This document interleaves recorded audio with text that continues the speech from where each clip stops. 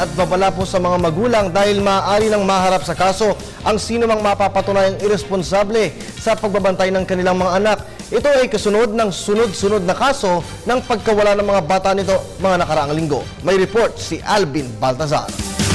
Desidido ang pamunuan ng National Capital Region Police Office na papanagutin ang mga magulang na mapapatunayang may kapabayaan sa pagkawala ng kanilang mga anak.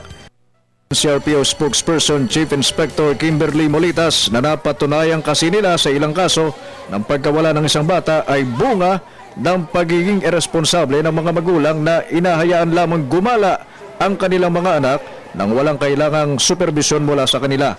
Alaman natin na habang nag-round up tayo ng mga bata, mostly ng mga bata, aware yung mga ina, yung mga magulang na wala sila o kaya gumagala lang sila pero hindi sila reported sa atin kung kaya't nire-integrate natin sila sa kanilang parents. Most of them alam ng parents na gumagala lang sila or without parental supervision. So, ayon kay Molitas, pinag-aaralan na ngayon ng binuong task group Anghel ang mga hakbangin upang idaan sa legal na pamamaraan ng kanilang aksyon kontra sa mga pabayang magulang. Pagtutulong-tulungan din anya nila ito kasama ang Criminal Investigation and Detection Group at DSWD. Negligence po.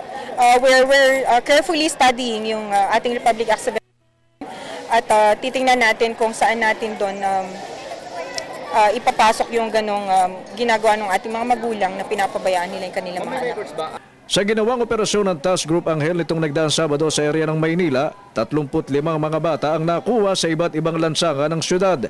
19 ang naibalik sa kanilang mga magulang, habang 16 naman ang itinurn over sa DSWD.